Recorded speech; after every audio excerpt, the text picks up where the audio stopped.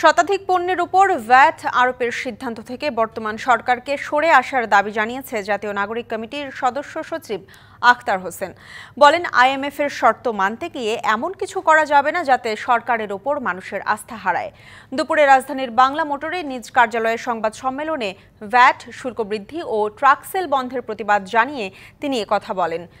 মানুষের দুর্ভোগ কমাতে রমজানকে সামনে রেখে ট্রাক সেল আবার চালু করারও দাবি জানানো হয়।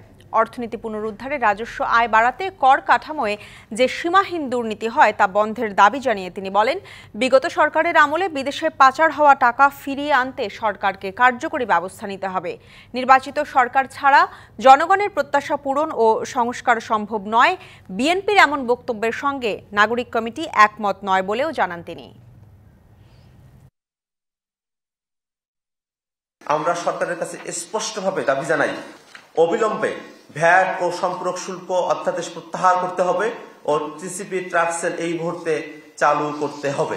আমরা জানি প্রত্যক্ষ কর বাড়ানো সরকারের জন্য চ্যালেঞ্জিং, কিন্তু গণঅভ্যুত্থানের মাধ্যমে প্রতিষ্ঠিত সরকারকে অবশ্যই সেই চ্যালেঞ্জ গ্রহণ করতে হবে।